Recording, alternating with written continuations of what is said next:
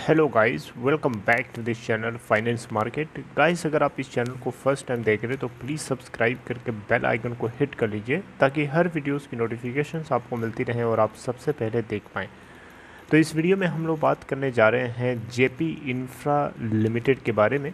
लेकिन आप लोगों से रिक्वेस्ट करूँगा कि अगर आप इंटरेस्टेड हैं डीमैट अकाउंट ओपन कराने के लिए, अगर आप मान लीजिए नए हैं स्टॉक मार्केट के लिए, उस केस में डिस्क्रिप्शन बॉक्स में एक लिंक है, उसे चाहें तो क्लिक करके आप अप स्टॉक में अकाउंट ओपन करा सकते हैं।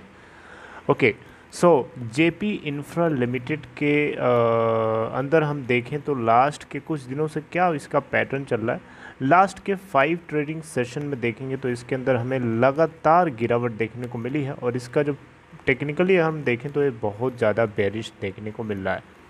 इवन लास्ट एक महीने से भी अगर आप देखेंगे तो ये एक इन्वर्टेड वी ग्राफ हमें बनता हुआ दिखाई दे रहा है, यानी हमें एक पीक बनता हुआ दिखाई देता है और उसके बाद से अभी इसके लगातार इसके अंदर गिरावट देखने को मिली। इसके पीछे कारण ये था कि जो जेपी इंफ्रा लिमिटेड के जो रिजोल्यूशन प्लान तैयार करेंगे तो उसमें जो दो बिडर्स हैं, एनबीसीसी और सुरक्षा रियलिटी ग्रुप, इन दोनों की तरफ से कुछ लेंडर्स ने इन दोनों को अपने बिड के अंदर कुछ इम्प्रूवमेंट करने के लिए, कुछ चेंजेस लाने के लिए रिक्वेस्ट करी थी, जिसको लेकर के जेपी इंफ्रा के इन्वेस्टर्स को कहीं ना कहीं ये बात जो है अनसर्टेनिटी क्रिएट करती है कि रिजोल्यूशन पता नहीं फाइनल होगा या नहीं, जिसके चलते ये आपको गिरावट देखने को मिली। लेकिन कल सिचुएशन थोड़ी सी रिवर्स होती हुई दिखाई दी। कल ओपन हुआ अपर सर्किट के ऊपर और अपर सर्किट के ऊपर लॉक भी हुआ, उसी के ऊपर क्लोज भी दिया और 8,69,160 टोटल वॉल्यूम ट्रेड किया, जिसमें से 60.2% की डिलीवरी है। और बीएससी के ऊपर अगर आप देखें तो 6,14,156 टोटल वॉल्यूम ट्रेड हुआ, जिसमें से डिलीवरी है 100%। 1.43 की क्लोजिंग देता है, जो कि आप देख सकते हैं 1.48 की ओपन प्राइस से 5 पैसे नीचे क्लोज होता है।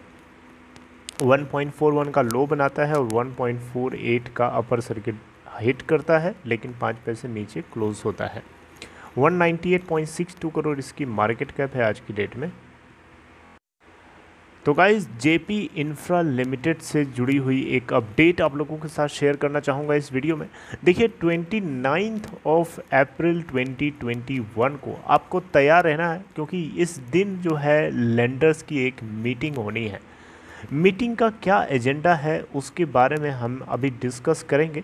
देखिए, यहाँ पे जेपी इंफ्राटेक लिमिटेड के इंसॉल्वेंसी जो प्रोसेस है उसी का ये एक पार्ट है। जो फाइनेंशियल क्रेडिटर्स हैं, यानी जो लेंडर्स हैं, जो बैंक्स हैं, या फिर वो फाइनेंशियल क्रेडिटर्स में वो भी आते हैं जिन लोगों ने घर खरीदने के लिए पैसे दे रखे थे, जिनको घर बदले में नहीं मिले वो अलग बात है। लेकिन फाइनेंशियल क्रेडिटर्स में बैंक्स के अलावा लेंडर्स भी हैं जिन्होंने कर्ज लोन दे रखा है, जिन्होंने एडवांस में पैसे दे रखे थे।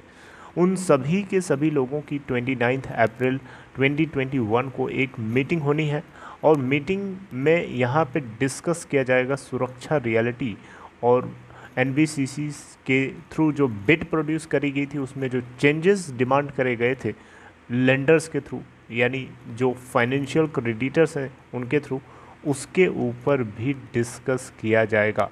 मीटिंग का मेन एजेंडा क्या है, इस चीज़ को अभी तक JP Infratech limited BSc filing के टाइम पे अपडेट नहीं किया। ऑल्दो जो क्लोज सोर्सेज हैं उनके अकॉर्डिंग पता चला कि एनबीसीसी और सुरक्षा रियलिटी के थ्रू जो मीटिंग होगी, उस मीटिंग का यही एजेंडा होगा कि जो प्लान चेंज करके ले आना था एनबीसीसी और सुरक्षा रियलिटी ग्रुप के थ्रू ग्रुप को, वो कितना ज़्यादा सेटिस्फैक्ट्री है इन सभी के सभी लेंडर्स के लिए। मेन चीज़ तो यही है। अभी आपको मैंने बताया था कि लास्ट इसकी जब मीटिंग हुई थी 17 अप्रैल को आई थिंक हुई थी या 18 अप्रैल को हुई थी। तो उस मीटिंग में कमेटी ऑफ क्रेडिटर्स की तरफ से जो बात करी गई थी वो यही थी कि एनबीसीसी और सुरक्षा कमेटी ऑफ क्रेडिटर्स और जो लेंडर्स हैं उन सभी के सभी ने यही एक क्वेश्चन किया था, या एक तरीके से डिमांड करी थी एनबीसीसी और सुरक्षा रियलिटी ग्रुप से कि जो उनकी बिड है, जो उन्होंने land debt swap deal offer किया है लैंड पार्सल्स उस जिसके अंडर में, तो उसके अंदर कुछ इम्प्रूवमेंट करने की, कुछ सुधार करने की डिमांड करी गई थी।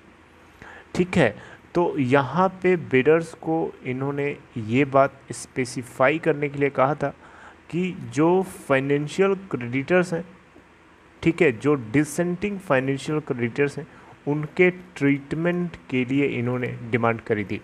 तो बेसिकली यहाँ पे बिडर्स यही है। बिडर्स का मतलब एनबीसीसी और सुरक्षा realty group. NBCC state owned company है, सुरक्षा रियल्टी ग्रुप भी मुंबई बेस्ड एक कंपनी है। तो इन दोनों की मीटिंग होनी है 29 अप्रैल 2021 को, जो कि फाइनेंशियल क्रेडिटर्स जिसमें बैंक्स भी हैं और होम बायर्स भी हैं, इन सभी के सभी की मीटिंग होगी। और मीटिंग का एजेंडा है, ये डिस्कस करेंगे कि आगे क्या होना है, क्या ये जो ऑफ़र है क्या ये सेटिस्फाई करता है या नहीं करता है। ये दोनों बातें हो सकती हैं और उसी के अकॉर्डिंग मूड और माहौल जो है पूरा का पूरा चेंज हो सकता है। इसीलिए मैंने आपसे कहा है 29 अप्रैल 2021 को आपको तैयार रहना है, कुछ भी हो सकता है।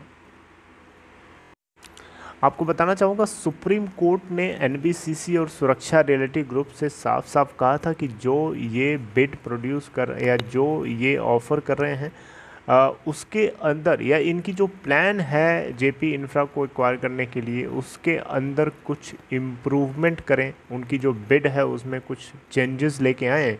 और इसी को लेकर के एनबीसीसी और सुरक्षा रियल्टी ग्रुप ने 1 महीने का टाइम पीरियड चाहा था, लेकिन महीने भर से पहले ही 4-5 दिन में ये पूरा का पूरा प्लान चेंज करके इन्होंने सुप्रीम कोर्ट ने जिस पर्सन को एक रिजोल्यूशन प्रोफेशनल के रूप में अपॉइंट किया था, आईआरपी के रूप में, इंसॉल्वेंसी एंड रिजोल्यूशन प्रोफेशनल, जिनका नाम अनुज जैन था, इनको इन्होंने बता दिया। तो उसके अंतर्गत अगर आप देखें तो यहाँ पे एनबीसीसी और सुरक्षा, एनबीसीसी जो है बेसिकली 1526 एकड़ लैंड जो है ऑफ़र करने के लिए बात कहा है, और जो सुरक्षा ग्रुप है वो 2040 एकर्स लैंड जो है लेंडर्स को ऑफ़र करेगा as per revised bid plan. इसके अलावा जो हाईवे की एसेट है एनबीसीसी, उसके अंदर 18% खुद रखेगा, और जो बचा हुआ पार्ट 82% है, 82%, वो यहाँ पे लेंडर्स को ऑफ़र कर दिया है। हालांकि इससे पहले 2019 में जो इन्होंने बिड ऑफ़र किया था उसमें 100% इक्विटी जो है स्टेक हाईवे प्रॉपर्टी के अंदर जो है इन्होंने लेंडर्स को ऑफ़र किया था। तो इस बार इसमें इन्होंने चेंज किया है। तो गाइस ये एक छोटी सी अपडेट है। बाकी इसके अलावा जो पुरानी अपडेट है वो आपको ऑलरेडी पता है, मैंने कई बार बताया हुआ है, तो मैं वो सारी चीज़ें नहीं बताऊंगा। मेन जो था मैंने आपको रिमाइंड कराने के लिए बता दिया। और 29 अप्रैल 2021 को आप तैयार रहना होगा आपको, क्योंकि आप ये देख सकते हैं कि इम्पोर्टेंट इवेंट होना है और इस इवेंट से कुछ भी हो सकता है, अप एंड डाउन दोनों के लिए आपको तैयार रहना है। होपफुली आप उम्मीद रखिए, होपफुली ऐसा कुछ हो कि जो एनबीसीसी और सुरक्षा रियल्टी ग्रुप जेपी इंफ्रा के लिए कुछ अच्छा लेके आएँ, ताकि इसको बचाया जा सके, लेंडर्स को बचाया जा सके, शेयर होल्डर्स को बचाया जा सके, सबको बचाया जा सके, यही उम्मीद है। This is all in this video guys. I hope आपको ये इन्फॉर्मेशन अच्छी लगी। अगर आपको ये कंटेंट अच्छा लगा तो आप इसे लाइक कर सकते हैं अप्रिशिएट करने के लिए। And take care, see you something updating next time in next video.